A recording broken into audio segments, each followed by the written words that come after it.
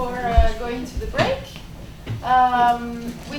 We are a small group, so I think we can just discuss with each other. We have formally a panel here, but I think everybody's perspective is very valuable and welcoming. So just jump into the conversation, I would say.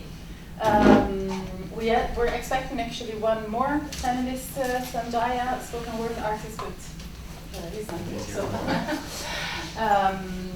I will, first introduce all of you. Make sure I got the surnames right.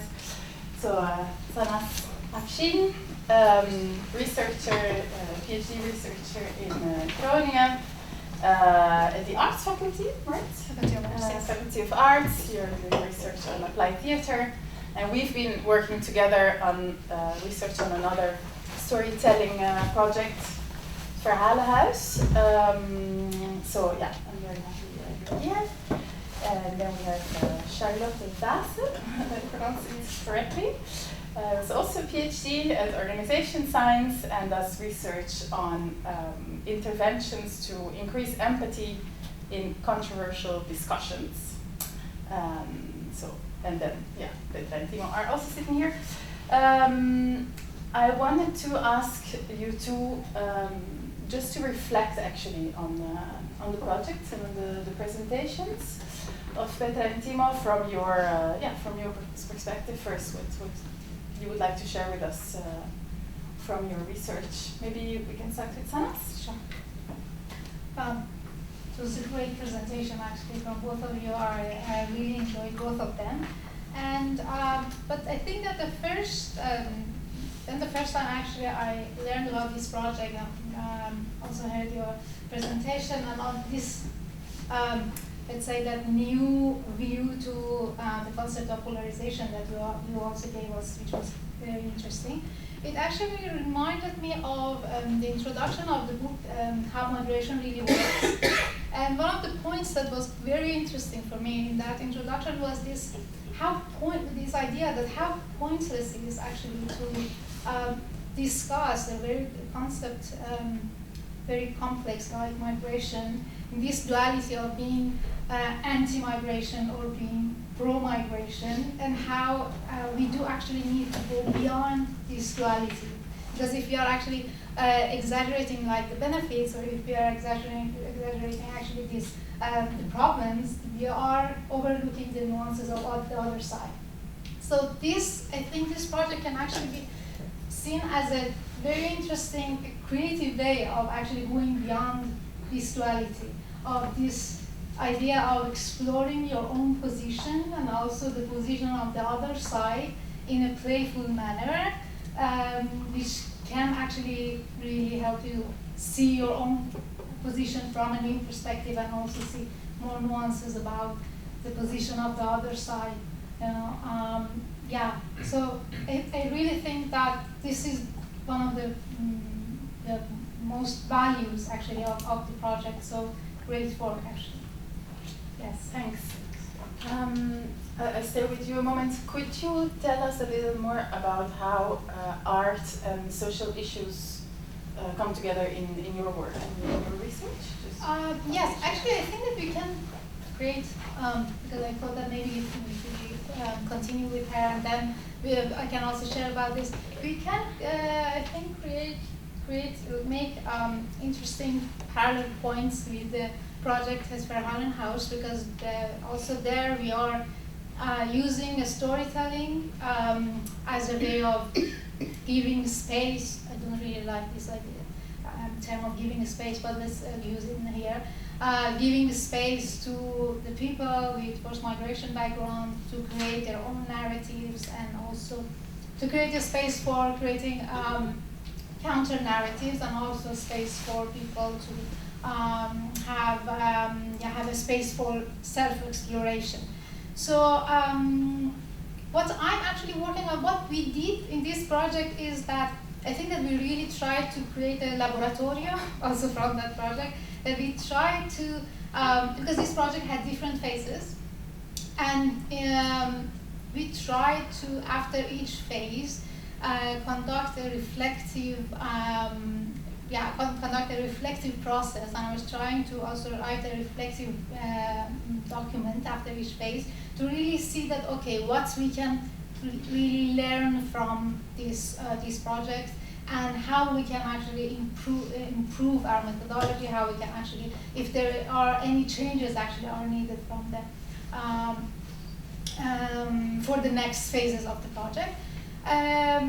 So this idea of art and social change also in my own research is that I'm actually using some phases of this project also in my own research, is that I'm actually a bit skeptical actually about giving very transformative power, or very transformative power to art, but definitely it creates space for something new, for exploration actually for people, and that is very valuable.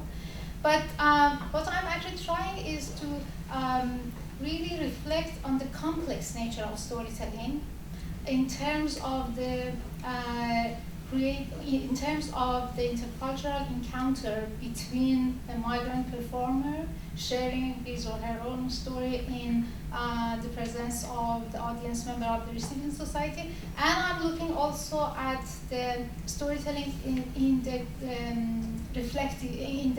creative process, and how is that actually also a complex process both for the participants and also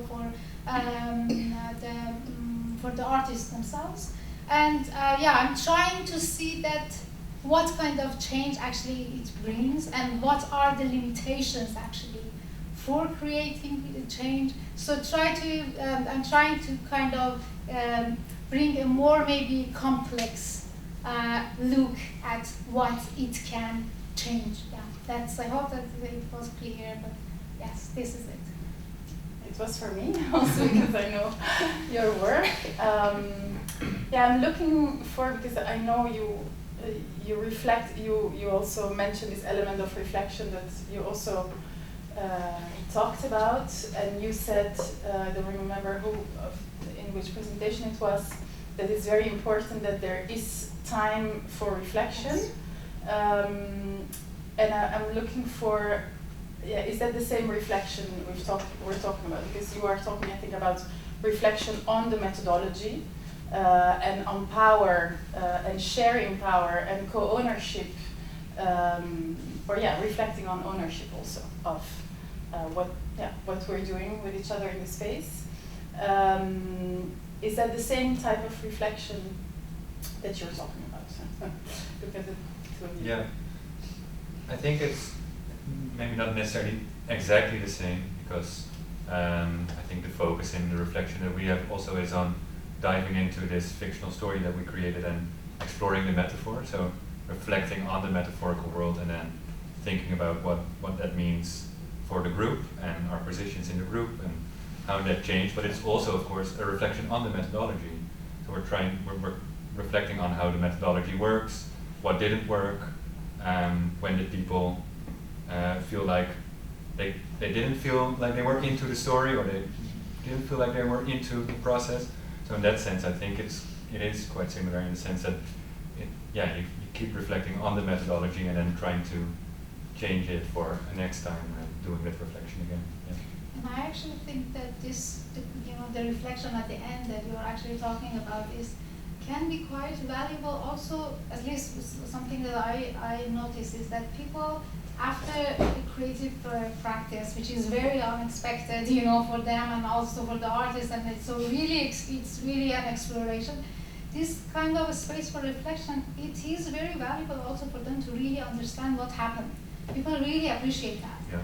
That they can actually see, okay, let me reflect on what's really happened, and also share their emotions, because that also talking through your emotions, that also becomes a kind of a very valuable way of exploration, finding, checking moment also for yourself, right? I mean, that you see that, okay, what happened. Yeah, so can I add something? So it's not that we didn't reflect, so there were some times that we didn't have time, but there were other times.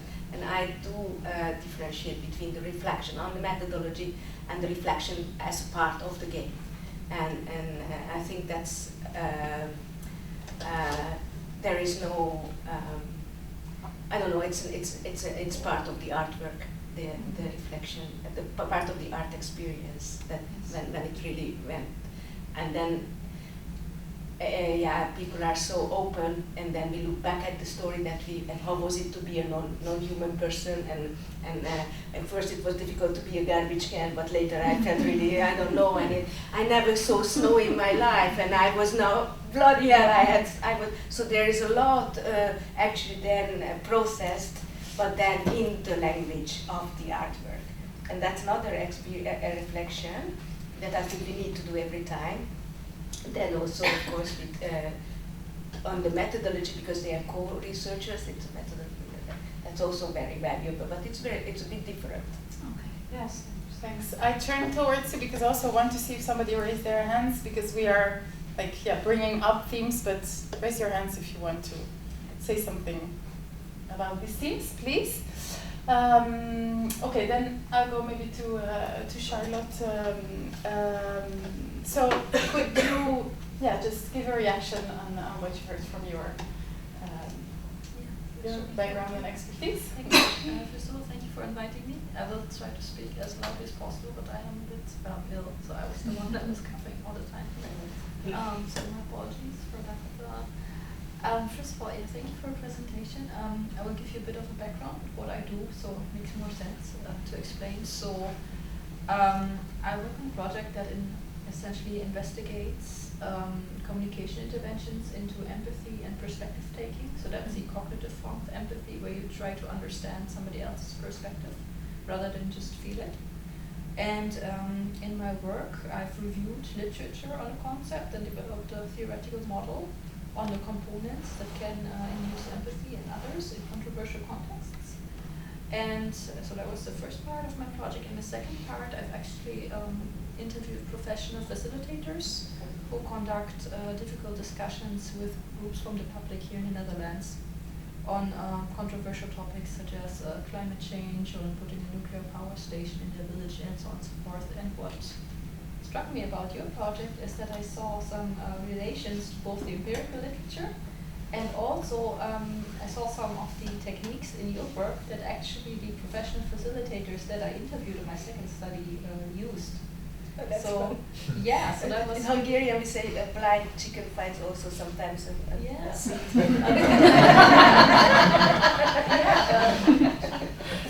You could do it like that, but I think it really speaks to like the universal power of using storytelling and sharing personal experiences as a tool across the different disciplines. And I think that, for example, the facilitators that I interviewed actually, in part, had quite similar language to you. So I quote from one of my interviews.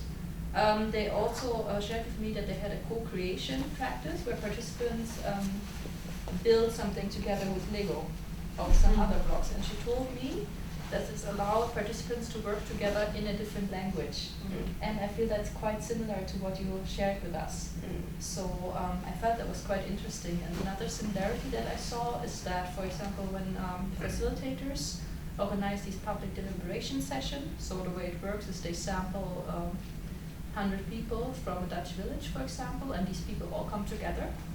And in order for these people to work collaboratively, because they're all from different backgrounds, they also engage in some sort of physical exercise, but they tie that into some deliberative task. And that's a bit similar, that's kind of similar to what you do. It's a bit less artistic and abstract, because the topics that they discuss come from their local policy world. But here I also saw very interesting similarities. So what they would do is, for example, that they ask people to position themselves on a line, depending on what they think about a certain topic. And that would visualize the broad spectrum of opinion, so that you could actually see that it's not that polarized, it's not that one, like a group stands here and a group stands there, but rather that they cluster across the spectrum. And I thought that was really interesting. And another, and also what I felt was really cool was the practice that you showed at the beginning with the bamboo sticks, because it actually forces people to engage in like proper, so to say, intergroup contact. Yes. Because they almost touch, and I think also in psychology we see that it's very powerful. Yeah. So I have a research background in psychology, and I forgot the how the concept is called, but essentially one measure of one way in which you measure prejudice is that you kind of measure the distance between people, right? And then, so it's interesting that you can reduce the physical distance between people on this bamboo exercise. Yeah. So I think it gives a lot of inspiration, and because what we find, or what I found so far in the research, should maybe acknowledge, my supervisor is Thijs van den Broek from the Network Institute, and my promoter is Bianca Bergsma, so we have a psychologist in it. Yeah. What we found is that social connection and people identifying over common aspects of their life is really crucial for people to engage in empathy and in perspective taking. And that's why I was also, I just thought that the memory lane that you described was very interesting, because in the facilitation session they kind of do something similar. They call it past search and present search, but they have like a whiteboard in which they together write events from the past that they like a public experience, but also that they experienced as a person. And I saw like a nice similarity there as well. So, but I think the benefit of your project is that you abstract it even further, because by taking these stories about non-human entities, because it's not something that people can relate to, it's a bit more bottom-up. It doesn't kind of make the problem so salient, right? Because if you have a debate about nuclear energy, for example, then it's very clear that people have different sides. But if you have an abstract problem, I think it's a really nice way to get people to really reflect and deliberate. Yeah. Thanks. You want to react, or? No, it's just fun. Thank you. Thank you very much. Yeah, we're going quite deep into these methodologies and crafts and techniques, artistic and non, that can be used to create empathy and connection, let's say. I have a little bit of provocative question maybe that came up listening actually to all of you, and also during the presentations. Going back to the Council of Public Health that I was at Friday, there was this very beautiful keynote by Massi Utak, who is an activist from Amsterdam North, Verdedig Noord. He's part of a community that really, how do you say in English, strijden, like goes into combat to protect the rights of people in Amsterdam North against gentrification. And he is also a spoken word and hip hop artist, and he was giving like a really strong plea for polarization. He said we really, really need polarization in this society. So of course it connects to what Timo also presented, this agonistic, positive idea actually, and constructive idea of polarization. But one of the elements that he brought in was the fact that we really need anger to articulate injustice actually. And that articulating, we need polarization to be able to talk about injustice. We need people experiencing injustice coming together, articulating common narratives, and using this anger. And so when I listen to your stories and methodologies, my question is actually, is this also another way to canalize anger and to make it less productive in that sense? What would you be your reflection on that? Is it clear? So you mean to channel anger? Yeah. Into channel. That's probably to channel anger into something that's productive. Well, that is less harming for the status quo. That is less politically powerful. Less disruptive. Less disruptive. Yeah.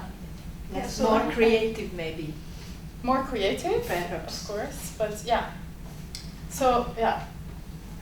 Would you want to go first?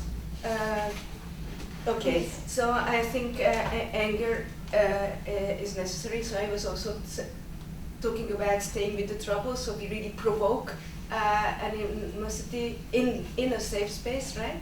So that you really go for it and you really play with gut feelings and this and that. But then, I know your criticism about the word space, but unfortunately that's the name of the book.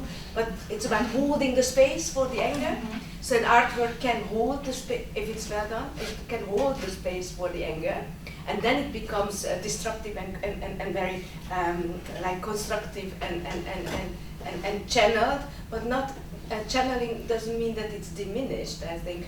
When you are angry on your own, and Masihuta is angry, and he can show his anger, he has the means to do it, right? Mm-hmm. He has the tools. Many people don't have that, right? So in this game, for example, you can get tools that you feel agency to show your opinion. So maybe would be a great question to Masihuta. How do you create agency for the people, not anger? I think agency, and if it's through a laugh or through a cry or through anger, that for me doesn't matter. Thanks. Yes, I actually think that one of the powers actually of theater and storytelling and all these participatory practices is that they can create a space for exploring your body, your bodily experience, and also your emotions on a different level. Because obviously in everyday life we want to be politically correct, and we just have learned to suppress some emotions like anger. But what we actually saw in your practice at the first subject of using those sticks exactly was a way of exploring your body in a way that maybe you don't actually experience that your body that way in your everyday life, and then also emotions so you become aware of all these emotions that are there and that not, because they are being labeled as something negative, but in fact they're not negative. They are just part of you, right? But in this in this society, we have just learned to suppress them. And I actually think that your practice is one of the examples that doesn't really need those, that we don't actually need to use a lot of, big claims about social efficacy or anything. The power actually of your work is exactly there, is exactly of that creating the space for exploring yourself in a different way that you are used to it in everyday life, And maybe we can never really expect the direct translation of what happens in a workshop space into everyday life, because if we are actually really insisting on that, there is the risk of propaganda or anything. That translation, the exact translation doesn't exist, but as you also said, that after that there is this little thing of the conversation changes, and that's the power of I think storytelling. That's the power. It doesn't really, because sometimes for the funding, we have to just to justify the funding, we have to use all these words. But in fact, I really love this idea of Michael Belfort about the theater of little changes. That really doesn't need these big maybe claims of social efficacy, but there is joy. I think that the joy that participants actually experience in your work they will remember it always in their life. They make them to become more playful, to have more playful, and that's the power. That's the biggest power, I think, and it's very valuable. Thank you. But it's a huge impact when Roman or Roma were talking. So it's like it's really huge. Or the farmers, they are angry. They are really angry. Oh, the way when we went there with the Organised with flags. And that's so there is a lot of anger, and it's not canalized in a way of diminished, but it gets a kind of space where it can be there, and then but then you are also offered tools to express it, and there's a lot to do about this, but there is something really special about this, that it can give tools and agency for a conversation in such a tight moment, like people of activism, climate activism, and farmers who don't want to change. Can I maybe ask you a question there, if there is? I'm looking also. Yeah, and I stopped talking. I just wanted to say this. Yeah. Yes, about your methodology, because that's when you are engaging with a community that, for example, Roma community that maybe vulnerable is not, but you know, communities with special, actually, let's say, background,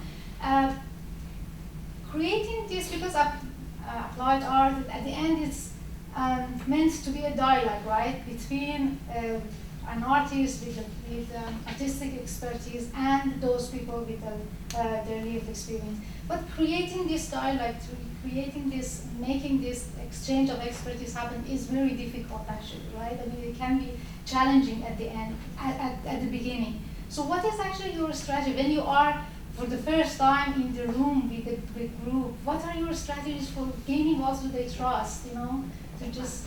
Yeah, you're curious. Yes. You're curious, but you have the same questions and you search together. So I don't come with answers. I come with questions and we search together for the answer. And I feel very honored that I am, but not in a stiff way, but honored to be there and that we can engage in this special moment together. So there is a huge appreciation of the moment, which is very present there, I think. And maybe if I can add something, I don't know if you like that I'm saying this, but you're also not very afraid to ask, for example, you're not afraid asking a stupid question, for example. And I think those things are also very important, because that sort of relieves people of the tension that they have to that they have to perform in exactly the right way, or ask the right things, or use exactly the proper words, etc. And I think that's something that you feel very comfortable with, and I think you do that also out of curiosity, and I think that's also what I noticed. Thanks. Thank you. If I can say something. We had Fabian, I think, first raise his hand, and then. Yeah, no, I sort of building also on your question. I had the same thing of because thank you first of all for really interesting to hear of both from Timo. I've heard already a little bit more, but it's really interesting to hear about this. Doing similar research, but it's different because I work with the same community for 2.5 years, or more than 2.5 years, with different facilitators. So it's like not the same. So this is nice for me to see, like, oh, you have sort of a workshop format for 2 days, if I understand correctly. You work with one group mostly for 2 days, like this. No, so it's different the duration, but if you want to do all elements of then it's best to do it in 2 days. Okay, yeah, see, exactly. And I understand that also through the reflections, and you can, like, work on it and make it better. So it's like really nice also this idea of like having a sort of concrete workshop format and to make it to improve it in collaboration with community. My question is also about like you talk about a safer space. That's also like one of the most important parts of what I'm doing, to create a safer space together. And especially talking about like these emotions like anger and the farmers, or like, so I'm really curious how you, like, do you have practice for that, or like how do you, because I can, for example, you gave the example of that somebody didn't feel safe because they felt like that their story was not fitting into the majority dominant story, and I can imagine that happens sometimes, or that people really, like, that they get into it and they're like, oh my god, I really don't feel like participating at all, or I'm blocked, or I get emotional, or I don't know, there can be many things that happen, of course. So is there, could you elaborate more on So if people don't want to participate, then they can just hang around. Yeah. Was also a lady at Pilish who was hanging around for 2/3, and then 1/3 she was completely active, right? So, yeah, we made there are the things about the logos in the protocol that we really know that, so that it has to be a space that is not gonna be a public gallery, right? That was exactly that event is about the colonial past, and it was a kind of closing of an event full with images of the colonial past, and then we were secure that they won't come in and out, and they did come in and out, and then also we were waiting for participants for an hour late, and then they didn't come, so then we didn't have time for reflection. So all conditions went in a way that we learned that it's not possible, right? So that's why we have this protocol, which is and then the no-goes. What are some of the no-goes? So no-goes is that it has a limited amount, so that I need to know who is. If we really do this one, I mean we need to know 15 people maximum, according to how much time we have, and if there is a kind of special goal, right? With the farmers, there was a special goal, right? So then you have to do a bit more containment. And then, we build it up from even if it's short, then all elements are there. So with personal memories, sensitivizing, getting into each other's viewpoints, and then maybe an eruption towards fiction, but all elements are there so that it has a kind of feeling of we created something together. And we always do it with two of us, and we represent a kind of world which people can easily associate themselves with. I don't know, there is a whole protocol and this, but in general, and we never felt with the memory maps, which would be actually the most difficult. We did feel that some people, for example, found it difficult, or they got a bit, it's difficult because I don't want to tell, but then it's not a problem not to tell. That's why we search for animals and this and that. We can also make it up. We're not gonna search for it if it's true or not. So that's that's how we do it. And I'm also asking just like quickly, then because I work. Maybe it's also connected to the group that I'm working with. So it's queer refugees, and they're very different, very queer, very resisting a lot of norms on many different levels. And like protocol or rules are sort of the structure is actually like sort of